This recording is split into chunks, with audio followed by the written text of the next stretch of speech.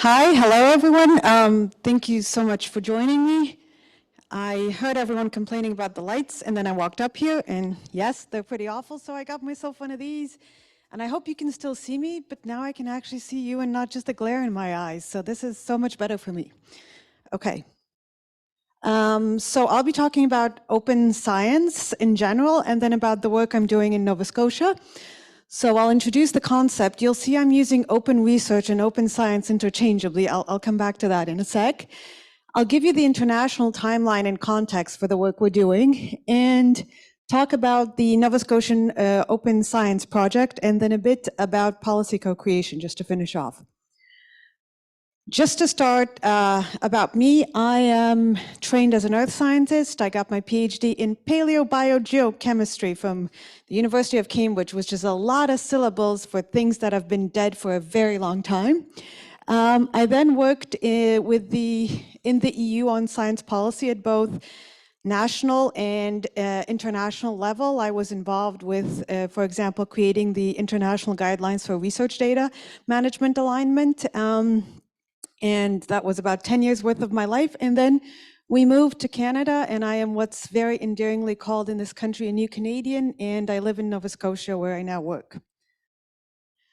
So what is open science? And what is wonderful for me about being here is that for the first time since this project started, I think I'm in a room with people to whom, at least the majority of whom, I don't have to explain the value of open data to.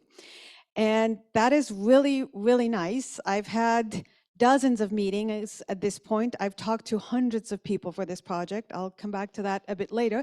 But open data is just a small part of what open science actually is.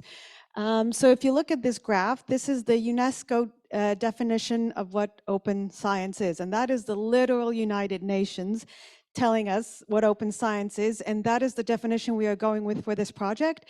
I am also in the Open Science NASA and CERN working group, and that is also, we adopted that definition there as well. It's a generally adopted definition at this point.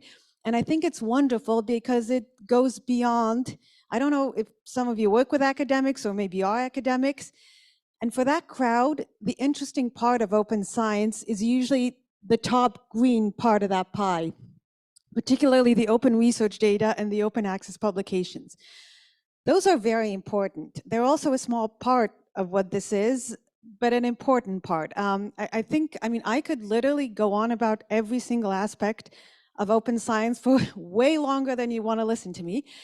But I think what's important to say at this point is, if any of you have been following the conversation around open access publishing, it's a mix of the good and the bad. We used to just pay to read journals. Now there is scientific journals. Now there is also a pay to publish model. That pay to publish model, a very recent study out, I think 2 weeks ago, has shown that that now costs researchers, funders, basically that is your tax money, $2 billion American annually, going to for-profit publishers a lot of the time. That is on top of what is already being paid to for-profit publishers to read. That is a whole conversation to be had about the publishing model. The research publishing model is more or less the same as it was in the time of Darwin, when it was him and a bunch of his other really rich, really white buddies in UK sending literal letters to themselves. Since then, we've gone a long way. Women can get PhDs, a bunch of other exciting things have happened, but the research publishing industry still works like it did back when old Charlie was, discovering evolution. So there's a conversation to be had there. It's a conversation I'm very passionate about, and I could go on, but I won't. I just really want to raise that topic to you. It's called APCs, article processing charges. You don't have to be paying them. That's not where our tax money should be going. Anyway. There's also, there's open data, which is really big. If you talk to researchers about open data, most of the time conversation goes like this. Oh yeah, everyone else should make their data open, except for me.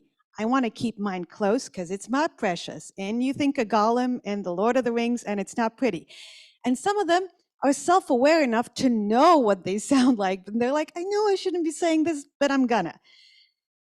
And some of them aren't. And it's a conversation that we're having. I could just have that conversation with you for 2 days. I think what's important to say is that a lot of this is, again, it's tax-funded research. More importantly, there's this saying, it's accredited to Newton, standing on the shoulders of giants. It's a pretty, actually, sexist and racist if you look at the origins of it, but it's really hard to stand on those shoulders if they are paywalled or if they don't exist and you can't get to the data. And if we're gonna move on, if we're gonna cure cancer, if we're gonna solve climate change, we need the data. You need the data. If you happen to be a human with a human body who sees the need to maybe see a medical doctor sometime in their life, it might interest you that according to a study published in Nature over the summer, a huge review, 30%, nearly a third of clinical trial data is pulled out of somebody's back pocket.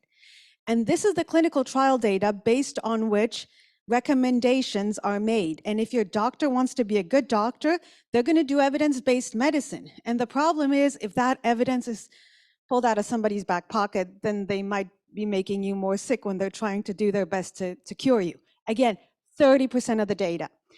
So again, if you have a human body, you should have a personal interest in open research data, because if that clinical trial data is made open, then it's less likely than someone will mistakenly kill you because that data will actually be real data, again, not pulled out of somebody's back pocket.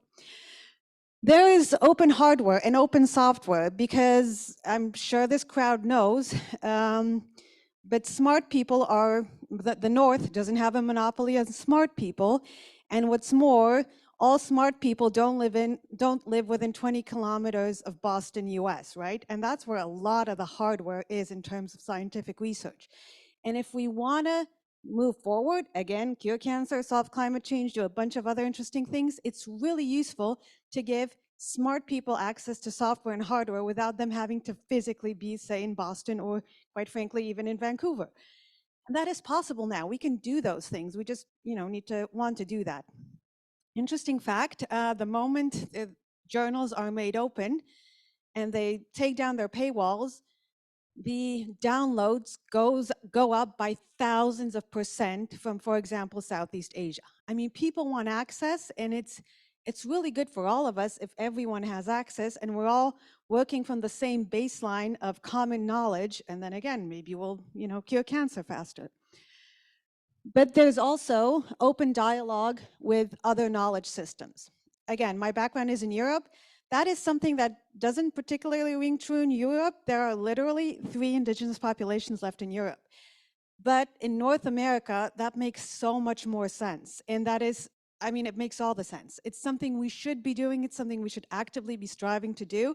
And by we, I mean people working in institutional academic places. Because there is more to learning about the world than what Western science used to tell us is the only way of doing it. And this is, again, this is the actual, United Nations, UNESCO, this is the establishment telling us, okay, we realized we didn't really do it right all these years, let's get better. Open science is a way to get better. There's open engagement of societal actors, which is so important in everything from environmental studies, obviously, anything to do with humans or where humans live, but also medicine. There's patient partners, and you might be surprised, but that didn't used to be a thing. Doctors would study a disease and never talk to a person who suffers from that disease because they knew everything because they had an MD, PhD, so why would they ask anyone about anything? And that used to be a model that we worked in. That's changing now, again, for the better for everyone, quite frankly. I've talked to doctors who said, yeah, working with patient partners means putting more time in at the design phase of the study, but then they have their bench to bedside time. That means instead of taking 4 years to help people, their research takes 2 or a year. I mean, that's great. And finally, there's open science infrastructures, which are the repositories, the data repositories, the preprint servers, the increasing number of mostly, again, repositories and preprint servers, but also more interesting solutions people are finding to share research in an accessible way. Why do open science? I've hope I've covered it to a certain extent, and I'm not going to linger on this slide, but just to bring it all in one place. Increased visibility. Again, if there's no paywall, if you don't have to pay $40 to read a paper, anyone can read that paper. And papers do get read. It's literally not rocket science. If people can read it, they will read it, more likely than if they can't read it. It drives innovation. There are now studies showing that if you make your data and your papers available to people, they will do interesting things with them because, again, not all smart people have access to paywalled, otherwise paywalled journals. Public access, which is important for anyone, for a lot of people who have family members with medical conditions, for example, and want to be able to do their own research, but also for communities who want to learn about their water, about environmental issues, about the animals and the plants and whatever else is happening with their watershed. It is important for them to have access to this stuff. Increased citation rates, that is something that speaks to researchers. It is unfortunately, and my gosh, we're trying to change that. Ask me about research assessment reform and I will go on for 48 hours with like a few bathroom breaks because that is something that needs to change. It's something we're working on.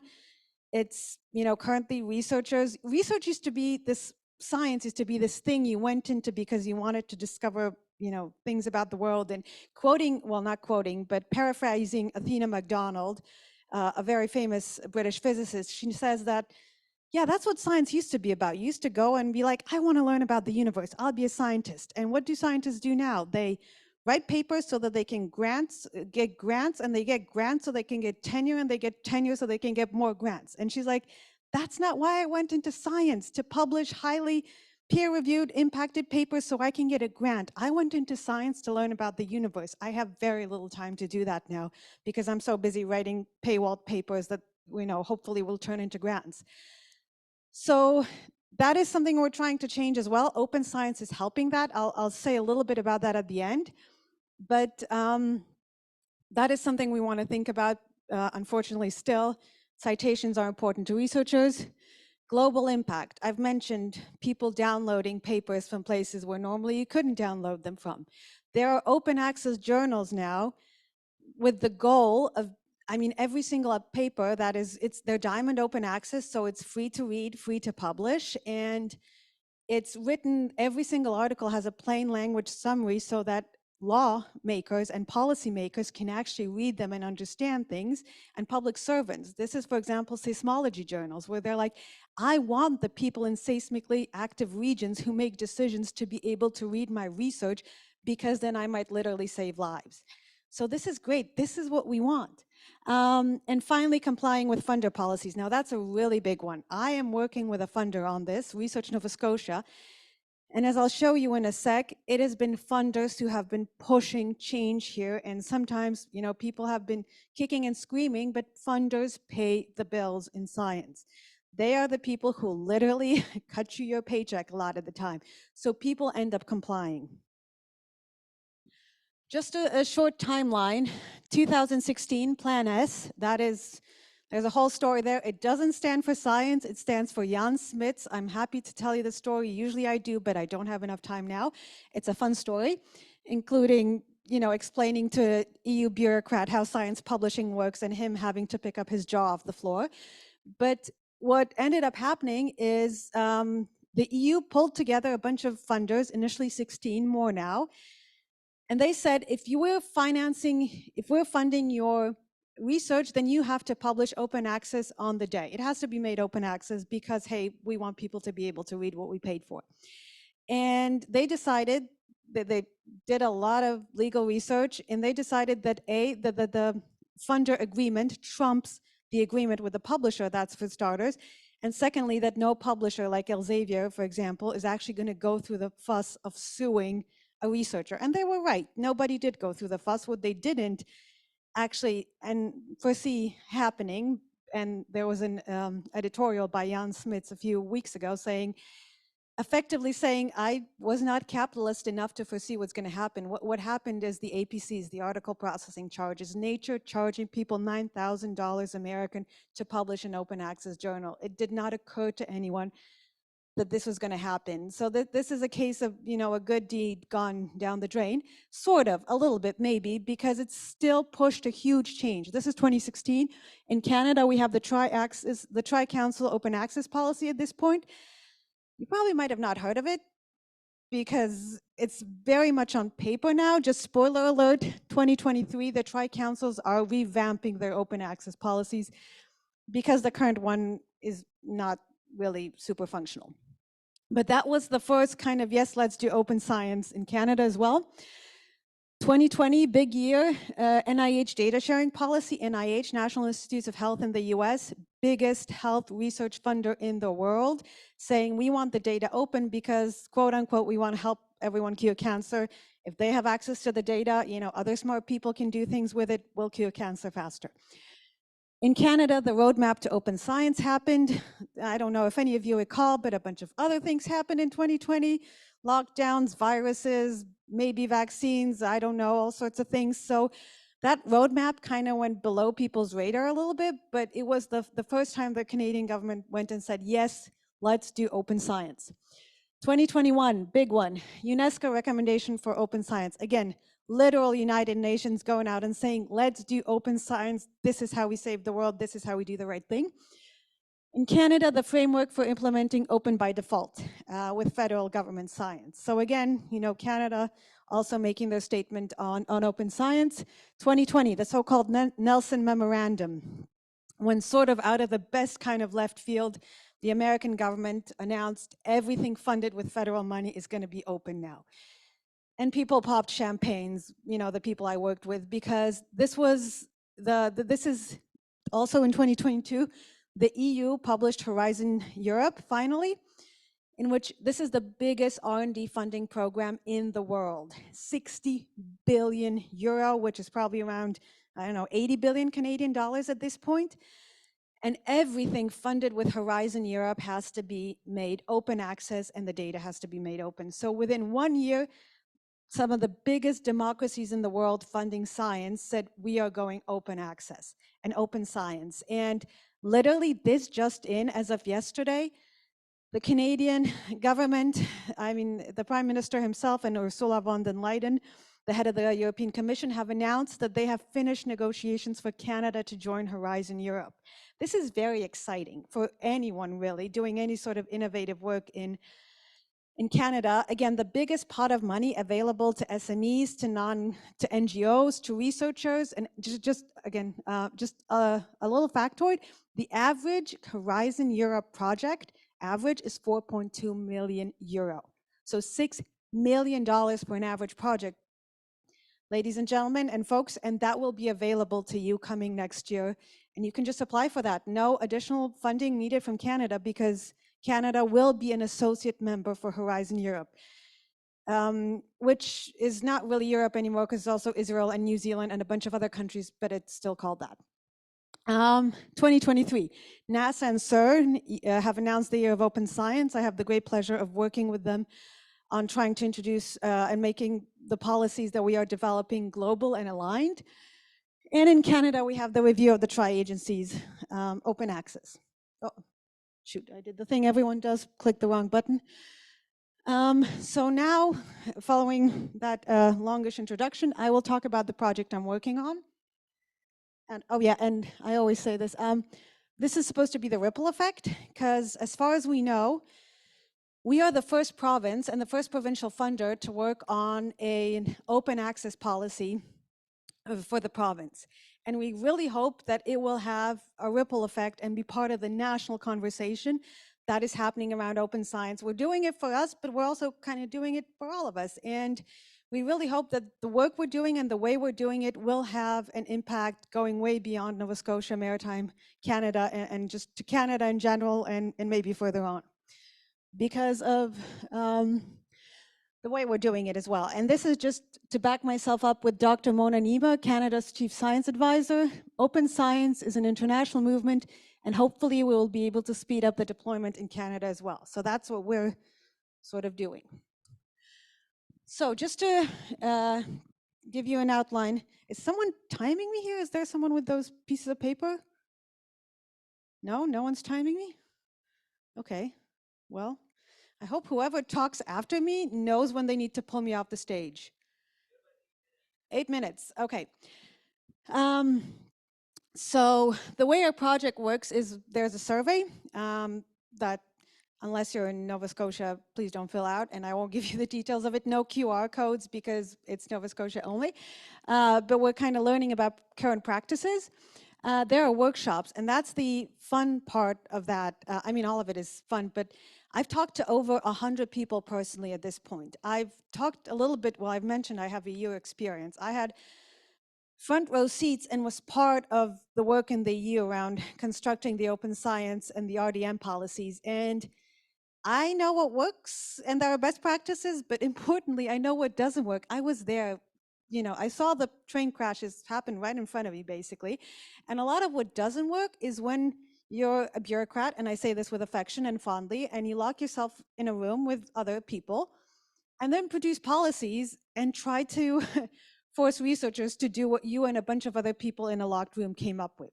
Now, I don't know if any of you are researchers or have experience working with researchers, but they are highly educated, opinionated people who will write emails till they die if they need to tell you how much they don't like what you're trying to make them do. And again, as a former researcher, I say all that with all affection and due respect. So locking yourself in a room and coming up with policies that you are going to, pardon my French, dump on researchers does not work. So what we are doing is we're actually doing this bottom up. We are working with researchers and we're finding pain points and we're learning what they're already doing and how we can support them in what they're doing. And they're doing so much. Open educational resources, for example.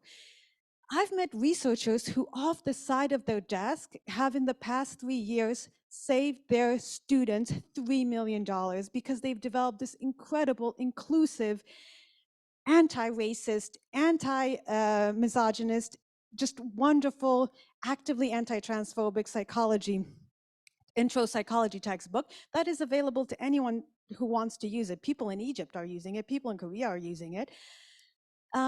It's got the only homunculus, you know, that kind of ugly thing they always use to like the senses, right? Which part of your brain does the senses? It's the only homunculus that's a female that they're using in their textbook because they got, you know, their friend to draw it for them. It's an incredible thing and they're doing it off the side of their desk and they're getting zero recognition for it, zero credit. What more, their colleagues are telling them, really, you're wasting your time.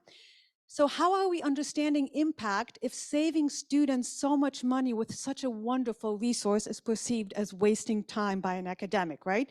So we really want to support what's already happening, the amazing work, learn what's not, what's, you know, what isn't there and what's there and how can we do this better? And again, open science, part of the interviews I do, there's this one question. If we implement open science policies, who will it help? And I've again interviewed over 100 people. There has been one person who didn't say all of us or everyone or some form of that. One person, that's below 1%. Because at the end of the day, I strongly, very strongly believe this, and it's probably clear, I'm kind of passionate about this thing, but it will benefit all of us at the end of the day if we do open science properly. So the workshops, doing it with researchers and for researchers. I am a former researcher. I worked the whole spectrum from being a lab rat to doing the, worked with the funding, worked with the science policy. I seriously, I did every step of the way. And I have a lot of respect for the people who decided to stay in the lab because I literally had things blow up in my face one too many times and left. And I mean literally blow up in my face.